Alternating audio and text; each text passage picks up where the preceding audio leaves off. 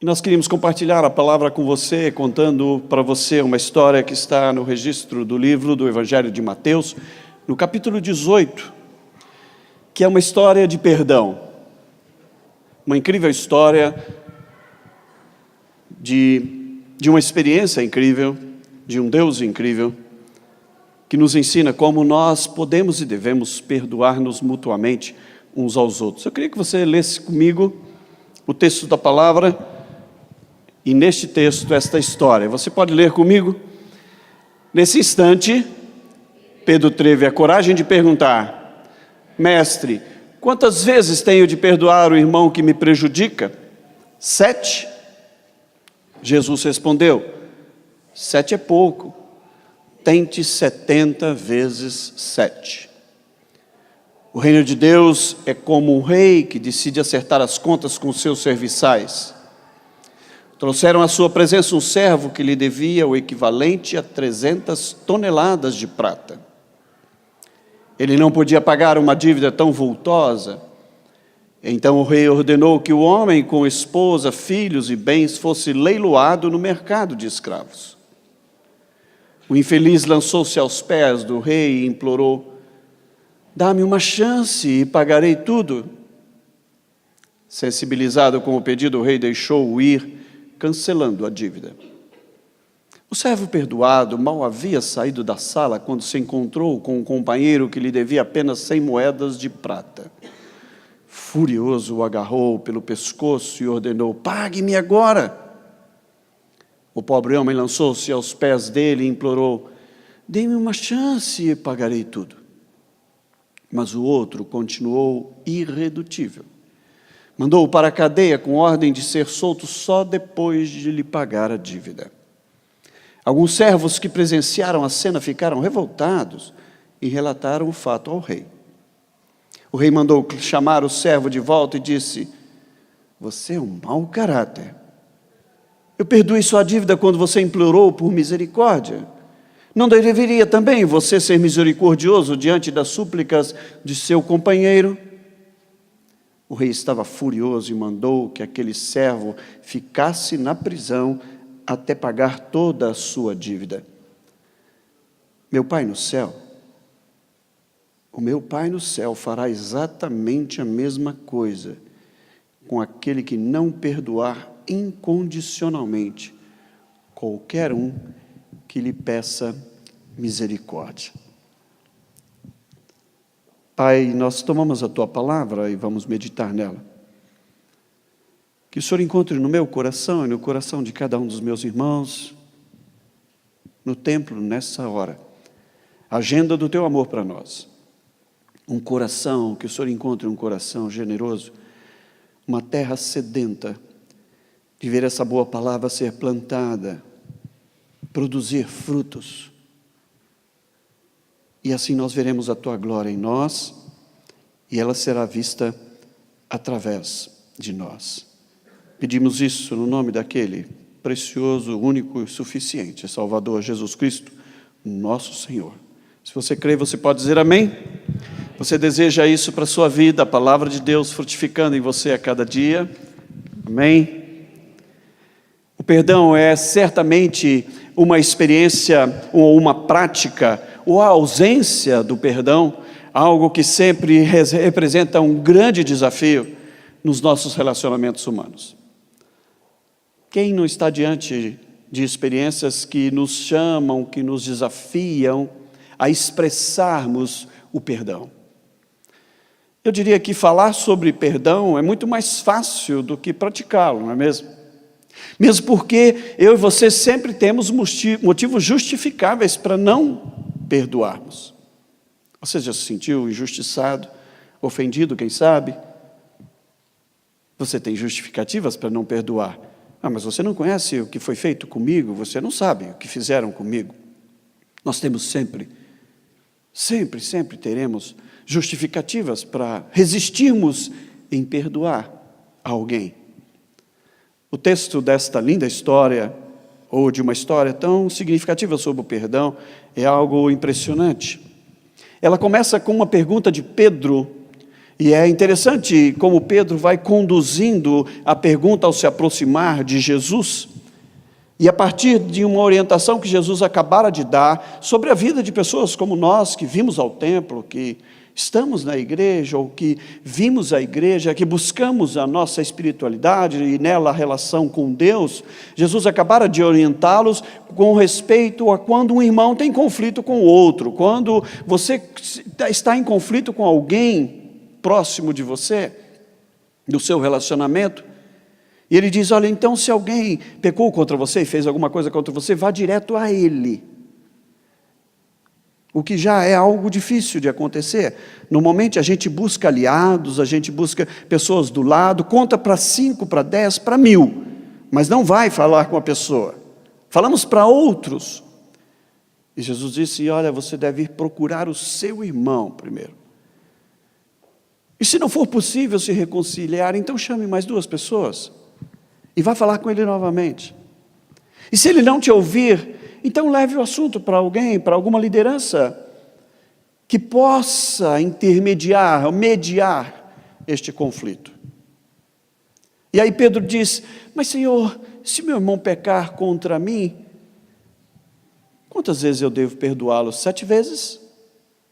E há um truque aqui, sutil, como eu e você podemos usar nas relações com as pessoas, para nos mostrarmos melhor do que realmente somos.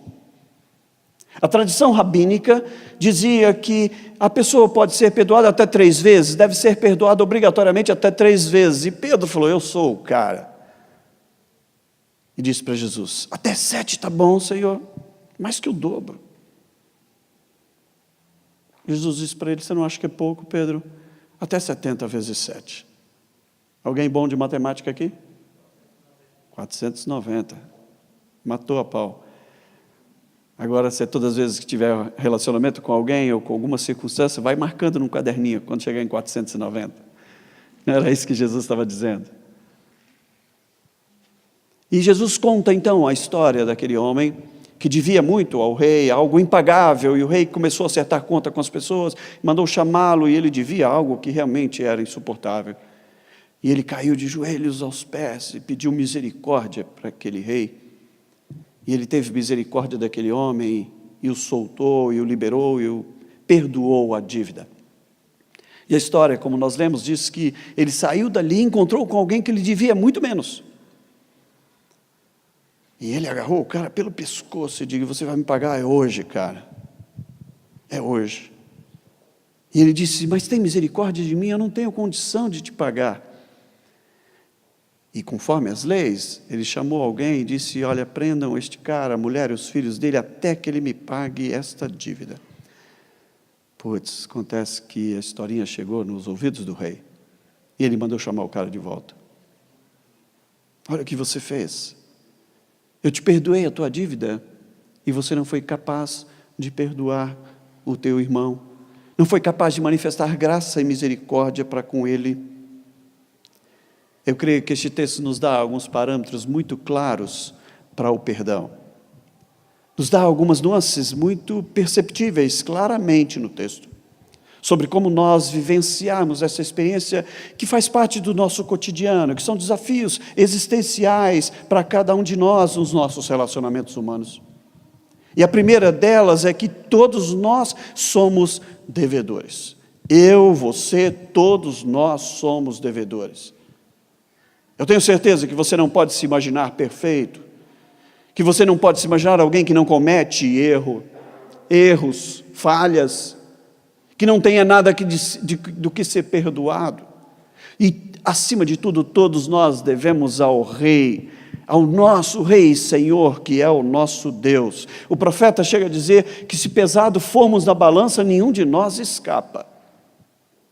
E o salmista, ao confessar as suas mazelas, as suas dificuldades, no Salmo 51, ele diz assim, olha, se o Senhor for agir de acordo com a tua justiça, no sentido de pesar sobre nós as nossas iniquidades, não vai sobrar ninguém. Todos nós somos absolutamente devedores, e eu diria que devemos muito mais ainda do que nós somos. E se não for a cruz de Cristo, Ali, naquela cruz, ela é o único fundamento deste amor resgatador, restaurador e perdoador de Deus. Onde Ele perdoa todos os nossos pecados, e se ela não tivesse acontecido, nós seríamos injustificáveis diante de Deus. Eu gosto daquela canção que diz: eu sei que foi pago um alto preço, o preço da cruz, onde um justo morre por nós injustos, onde o meu e o seu pecado foram cravados na cruz do Calvário, e agora já nenhuma condenação há para os que estão em Cristo Jesus, para todos nós, eu e você que fomos à cruz, e ali fomos com Ele crucificados, para que pela sua morte, pela remissão dos nossos pecados, pelo sangue derramado na cruz, fôssemos todos nós perdoados e justificados do nosso pecado. Anselmo, um arcebispo do século XI, escreveu que se alguém imagina que Deus pode simplesmente nos perdoar, como nós perdoamos as outras pessoas, o que está acontecendo conosco é que nós não temos a compreensão da seriedade dos nossos pecados e quão grande é o peso do nosso pecado na nossa vida. Nós não daríamos conta. Por isso mesmo o profeta diz na palavra de Deus: as tuas misericórdias se renovam a cada manhã, e elas são a causa de nós não sermos consumidos pelo que somos, pelos nossos erros, pelas nossas mazelas, pelos nossos pecados. E misericórdia é aquilo que eu e você merecemos, mas que Deus não deixa que nos atinja. Pela graça, Ele nos dá o que nós não merecemos. Não merecemos, e Ele nos dá. E a misericórdia, Ele não nos dá aquilo que merecemos. E é porque elas se renovam a cada manhã que eu e você não somos consumidos. Também gosto de uma outra canção que cantamos, que eu nunca saberei o preço dos meus pecados na cruz, porque eu sou alguém que vive tentando me justificar diante dos outros, diante de mim mesmo, as minhas más atitudes, escolhas, decisões. Algumas me incomodam. Diz um ditado africano que o pecado é como uma seta pontiaguda. Não sei quantos aqui já fizeram um exame de alergia, onde eles pegam uma agulha e começam a bater no mesmo lugar. E depois, da primeira vez, você pode até pular ou sentir. Depois de um certo tempo batendo no mesmo lugar, aquele local vai ficando cauterizado e você já não sente mais. Assim é o pecado. Você o comete, ele causa-lhe dor, dano. E se você persistir no pecado e deixá-lo dominar sobre você, você vai cometê-lo ao ponto de ele não mais fazê-lo sensível ao pecado que você está cometendo. Todos nós somos devedores. E quanto mais nos aproximamos de Deus, quanto mais conhecemos a santidade de Deus, mais eu e você temos consciência da gravidade do pecado na nossa vida. Mas há uma outra relação que o texto nos permite perceber claramente, que é que quando nós estivermos confrontados com a necessidade de perdoar, nós nos lembremos de que já fomos perdoados e que já recebemos graça. Quando eu e você fomos confrontados com a necessidade de perdoar alguém, lembre-se, você já foi objeto do perdão de Deus e da graça de Deus. Essa é a atitude que aquele rei teve com aquele servo. Não era pelo aquilo que ele lhe devia, mas foi pela misericórdia e graça que ele o perdoou. E às vezes você diz: mas você não sabe o que a pessoa fez comigo? Lembre-se do que Jesus fez por você na cruz. Imerecidamente. Crucificado injustamente. Para que eu e você fôssemos justificados do nosso merecido castigo pelo nosso pecado. Nós somos demasiadamente, eu diria, misericordiosos conosco mesmo e também demasiadamente duros com os outros. Com a gente sempre tem, como eu disse, justificativas. Somos muito misericordiosos com a gente. Ah, mas também você não sabe até onde ele foi. Você não sabe tudo que ele fez. Olha que eu tentei ser paciente, mas você não sabe até onde foi. Mas com os outros nós somos extremamente duros. Extremamente duros. Quando você não perdoa, meu irmão, você faz adoecer não só a si mesmo, como também o outro. A falta do perdão adoece, deforma-nos como seres humanos. A falta do perdão bloqueia a promessa de Deus e o cumprimento dela na sua vida. Por isso o Senhor Jesus nos instruiu no Evangelho de Marcos, dizendo-nos que quando estiverdes orando, se você tiver alguma coisa contra alguém para perdoar, perdoe, para que o vosso Pai Celeste também perdoe os seus pecados. Quando você estiver confrontado com esta necessidade de perdoar, tiver dificuldade em experimentar e expressar isso, lembre-se, você já foi alcançado e perdoado pelos seus pecados, de forma imerecida.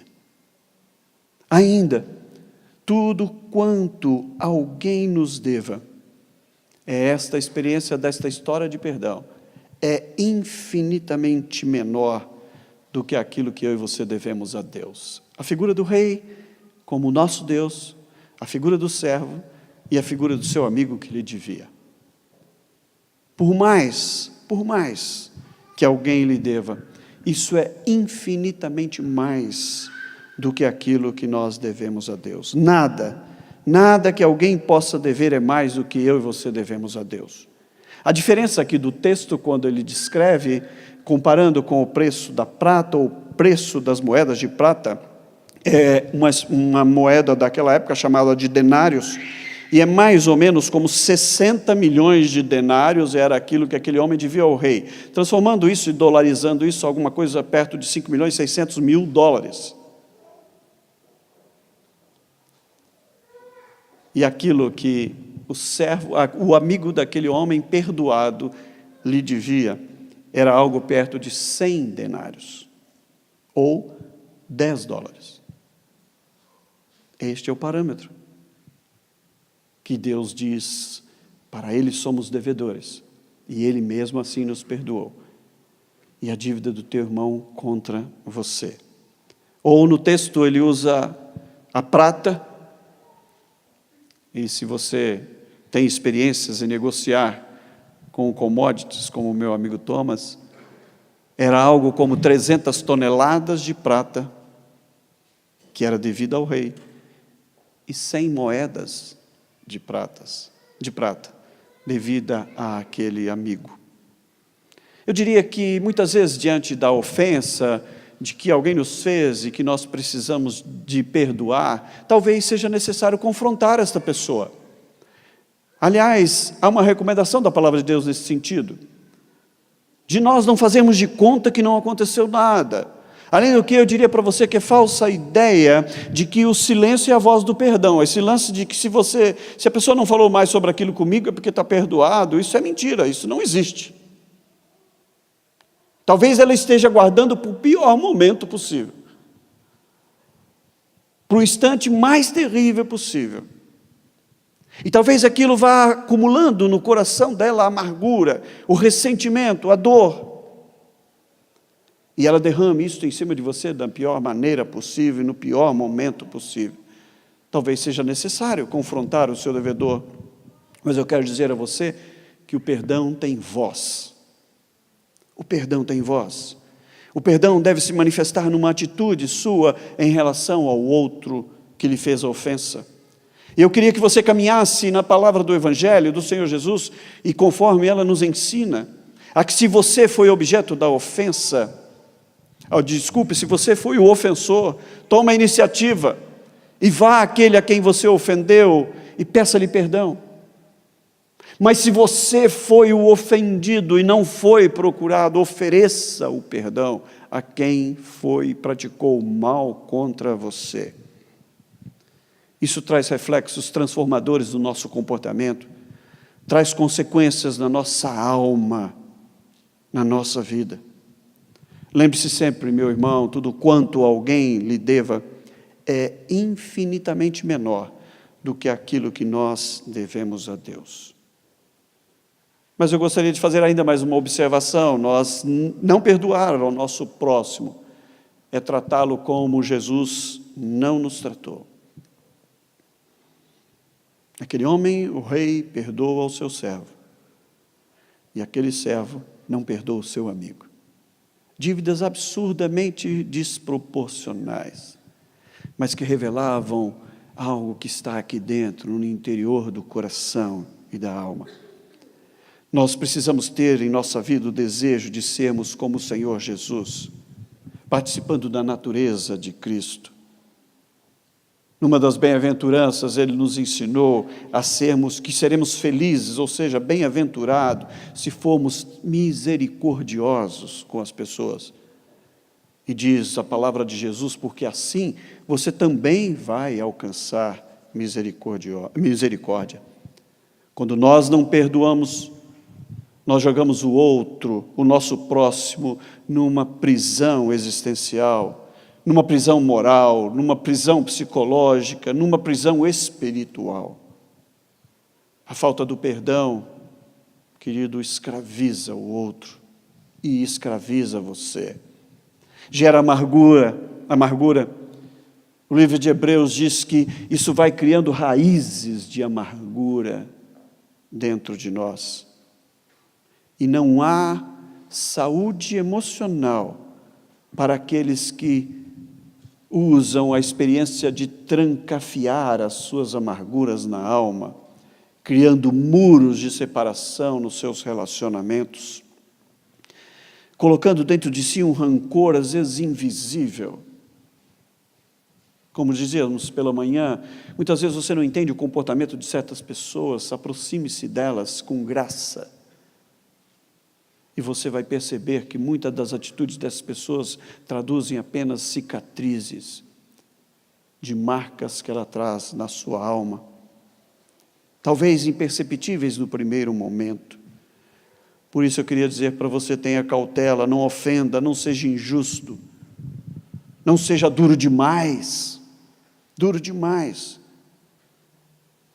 Gálatas nos ensina, a carta de Paulo aos Gálatas, que a presença de Deus na nossa vida produz fruto desta presença pelo Espírito Santo, que são a leveza da vida, na experiência da bondade, de sermos longânimos com as pessoas, benevolentes com as pessoas, temos domínio próprio, temos mansidão. Cara, mas eu sou sanguíneo. Nada que o Espírito Santo de Deus não possa fazer,